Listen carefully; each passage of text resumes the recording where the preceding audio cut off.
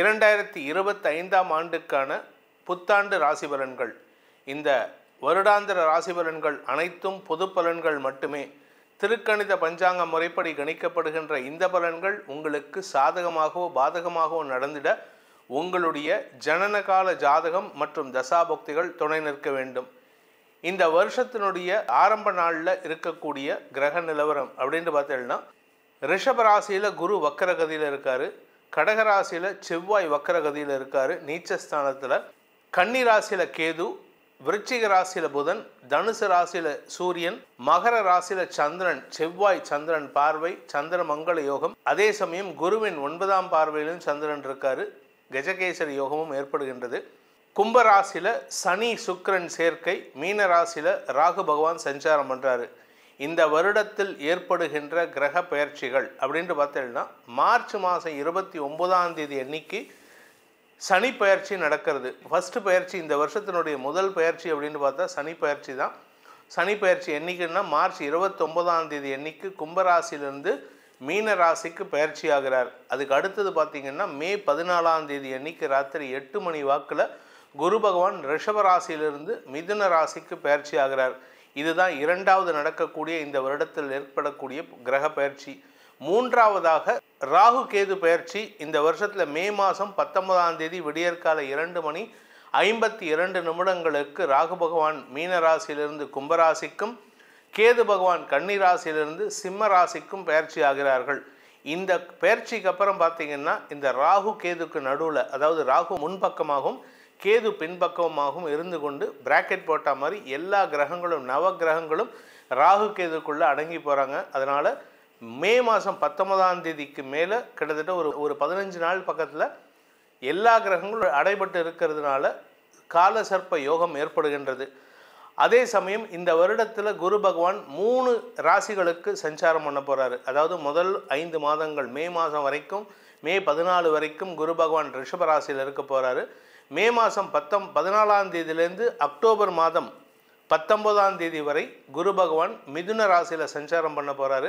அந்த அக்டோபர் 19ஆம் தேதி 2025 அன்னைக்கு குரு பகவான் அதிசாரமாக தன்னுடைய உச்சஸ்தானமான கடகராசிக்கு பயிற்சியாக போகிறாரு. அந்த இடத்துல டிசம்பர் 5ஆம் தேதி வரைக்கும் இருப்பார். வக்கரகதியில் பின்னோக்கி நகர்ந்து மறுபடியும் மிதுன ராசிக்குள்ளே பிரவேசம் ஆகிடுவார் டிசம்பர் 5ஆம் தேதியிலேருந்து டிசம்பர் மாதம் 31ஆம் தேதி வரை. இதுதான் இந்த வருடத்தில் ஏற்படக்கூடிய முக்கியமான கிரக நிகழ்வுகள்.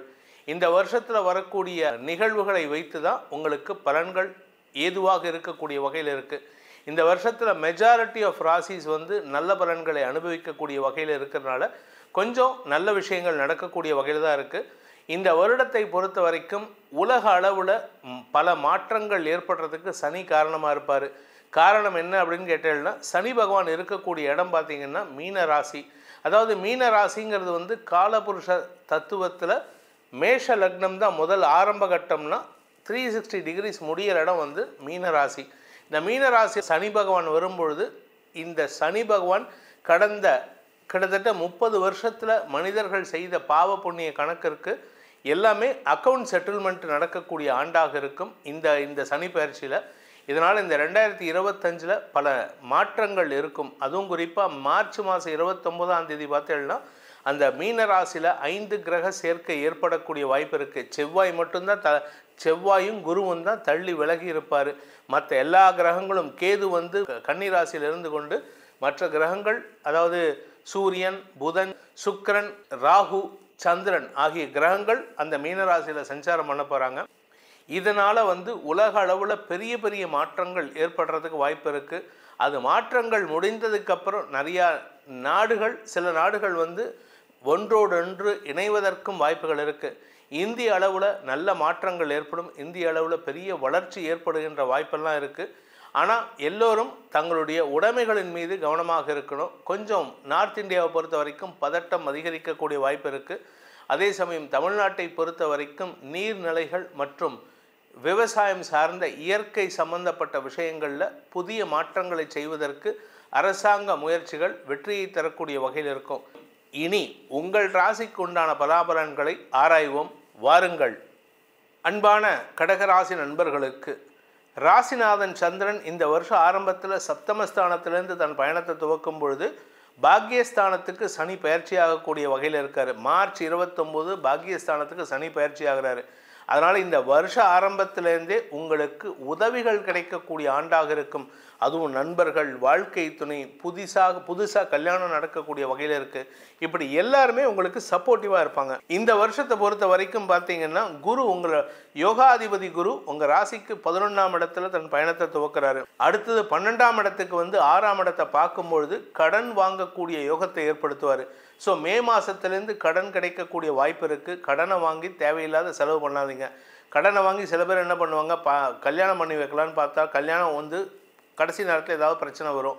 அதனால் வாங்கின கடன் அப்படியே நிற்கும். அதனால் நீங்கள் கடன் வாங்குறதா இருந்தால் ஒன்றா ஸ்திர சொத்துக்கள் வாங்குறதுக்கு முயற்சி எடுங்க, இல்லாட்டி மேல் படிப்புக்கு முயற்சி எடுங்க, இல்லாட்டி உங்களுடைய வியாபாரத்திற்காக புதிய தொழில் முதலீட்டுக்காக வாங்கணுமே தவிர நீங்கள் கடனை வாங்கி வீட்டு செலவு பண்ணுறது, கடனை வாங்கி வீட்டுக்கு பொருள் வாங்குறது, இதெல்லாம் பண்ணக்கூடாது. இந்த வருஷத்தை பொறுத்த வரைக்கும் உங்களுக்கு அமோகமான பலன்கள் ஏற்படுகின்ற ஆண்டாக இருக்குது. குறிப்பாக உங்களுடைய ராசியிலேயே யோகாதிபதி 5ஆம் வீட்டதிபதியான பூர்வ புண்ணியாதிபதியான செவ்வாய் இருக்கார். நீச்சஸ்தானமாக இருந்தாலும் வருஷ ஆரம்பத்தில், அதாவது ஜனவரி 1, 2 ஆகிய நாட்களில் சந்திரனின் பார்வையில் இருக்கிறதுனால செவ்வாய் நீச்ச பங்கம் அடைகிறார். அதனால் உங்களுக்கு தொழில் சிறக்கக்கூடிய ஆண்டாக இருக்கும். வேலை வாய்ப்பு கிடைக்கக்கூடிய வாய்ப்பு இருக்குது.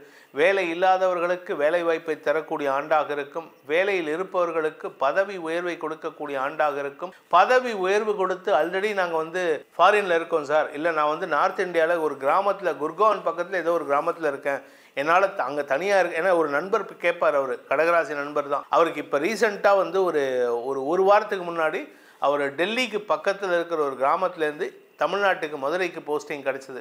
அதாவது என்னென்னா, உங்களுக்கு ஆசைப்பட்ட இடத்துக்கு மாற்றல் கிடைக்கக்கூடிய ஆண்டாக இருக்கும்.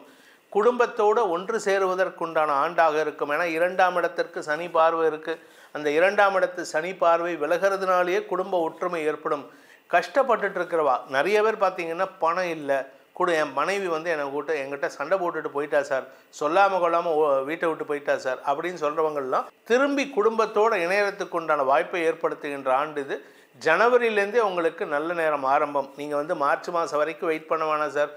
ஜனவரியில் ஆரம்பித்ததுன்னா கிட்டத்தட்ட அக்டோபர், நவம்பர் வரைக்கும் இந்த வருஷம் அமோகமாக இருக்குது. அப்புறம் ஏன் சார் அதுக்கப்புறம் கடைசி மாதமும் நல்லது கெட்டது கிடையாது, நல்லது தான். கொஞ்சம் உங்களை வந்து எப்படி பூமி வந்து தன்னை உடம்பு அசைச்சிக்கிற மாதிரி பூகம்பம் வருமோ அது மாதிரி அந்த டைமில் உங்களை அசைச்சிக்கிட்டு கொஞ்சம் ஸ்டெபிலைஸ் பண்ணிக்கிறதுக்கு வாய்ப்பு இருக்குது. தொழில் சிறக்கும், உத்தியோக மேன்மை ஏற்படும், ஸ்திர சொத்துக்கள் சேர்க்கை ஏற்படும், உங்களுடைய வழக்குகளில் வெற்றி கிடைக்கும். இத்தனை நாளாக வழக்கு வந்து எதுக்கு நடக்குதுன்னே தெரியாது. நீங்கள் செய்யாத தப்புக்கு உங்களை கூப்பிட்டு அவங்களுடைய இன்ஃப்ளூயன்ஸை, உங்கள் வாழ்க்கை துணையோட இன்ஃப்ளூயன்ஸை யூஸ் பண்ணி போலீஸில் கேஸ் கொடுப்பாங்க, வழக்கு தொடுத்திருப்பாங்க, எல்லா இடத்துலையும் உங்களுக்கு எதிராக இருக்கும். ஆனால் இந்த வருஷம் பிறகட்டும் எப்படி மாறிதுன்னு தெரியாது. யார் உங்கள் பேரில் கேஸ் கொடுத்தாங்களோ அவங்களுக்கே அது எதிராக திரும்புறதுக்கு வாய்ப்பு இருக்குது. ஸோ மொத்தத்தில் மாற்றங்கள் தரக்கூடிய நல்ல விஷயங்கள் நடக்கக்கூடிய, இழந்த செல்வாக்கை மட்டுமல்லாமல் இழந்த செல்வத்தையும், நான் வந்து கிரெடிட் கார்டில் பணத்தை ஏமாந்துட்டேன் சார், நான் வந்து ஒருத்தர்கிட்ட வந்து ஆன்லைனில் ஸ்கேமில் ஏமாந்துட்டேன் சார், அதெல்லாம் போலீஸ் உங்களுக்கு உதவிகரமாக அரசாங்க உதவியின் மூலமாக பணத்தை பெறுவதற்குண்டான வாய்ப்பை ஏற்படுத்துகின்ற சிறந்த ஆண்டாக இருக்கும். இந்த வருஷத்துக்கு உண்டான பரிகாரம் அப்படின்னு கேட்டேன்னா, தந்தை வழி முன்னோர் வழிபாடு செய்வது மிகவும் அவசியம். தந்தை வழி முன்னோர் வழிபாடுன்னா உடனே வந்து எங்கள் அப்பா இருக்கார் சார் அப்படின்னா, உங்கள் அப்பா திதி கொடுக்கலன்னா அவரை திதி கொடுக்க வைங்க. அப்பா இறந்துட்டார் அப்படின்னா நீங்கள் உங்கள் அப்பாவுக்கு முன்னோர்களுக்கு திதி கொடுக்கணும். எந்த திதினா தை மாதம், புரட்டாசி மாதம், ஆடி மாதம் வரக்கூடிய அமாவாசைகளில் மட்டுமல்லாமல் மாதம் வரக்கூடிய அமாவாசையில் உங்கள் முன்னோர்களின் சார்பாக, முன்னோர்களுக்காக நீங்கள் ஒரு பிராமணரை கூப்பிட்டு அவர்கிட்ட அந்த மந்திரத்தை சொல்லி அந்த திதி கொடுக்கறதுக்கு முயற்சி பண்ணுங்கள். எனக்கு இது பழக்கம் இல்லைன்னா கற்றுக்கோங்க. ஏன்னா எதுவுமே கற்றுக்காமல் வராது. தப்பை கற்றுக்குறோம்ல, நல்லதை கற்றுக்கோங்க. ஏன்னா நம்ம முன்னோர்களுக்கு நல்லது பண்ணணும்னு வச்சுக்கோங்க, அவங்க நம்மளுடைய வழித்தோன்றல்களை ஆசீர்வதிப்பார்கள், நம்ம குழந்தைங்க சந்தோஷமாக இருப்பாங்க. சில வீட்டில் பார்த்திங்கன்னா வந்து குழந்தைக்கு என்ன வியாதினே தெரியாது, அதனால் பேச முடியாது, நடக்க முடியாது, ஆரோக்கியத்தில் கேடு, இப்படி ஏகப்பட்ட குழப்பங்கள் இருக்குது. உங்களுடைய தொழில் மந்தத்தன்மையாக இருக்கும், தொழிலில் எந்த விதமான வளர்ச்சியும் இல்லாமல் இருக்கும். இதெல்லாம் காரணம் என்னென்னா, நீங்கள் எடுக்கிற தொழில்லாம் லாஸ் ஆகிட்டு இருக்கும். இதுக்கெல்லாம் காரணம் என்னென்னா, முன்னோர்கள் திருப்தி இல்லை, முன்னோர்கள் வருத்தத்தில் இருக்காங்க. உங்கள் அப்பா அம்மா வருத்தத்தை களையிறதை விட நீங்கள் ஊரில் இருக்கிற எந்த சர்வீஸ் பண்ணியும் பிரயோஜனம் இல்லை. ஏன்னா கடகராசியை பொறுத்த வரைக்கும் முன்னோர் வழிபாடு மட்டுமே சிறப்பை ஏற்படுத்தும்.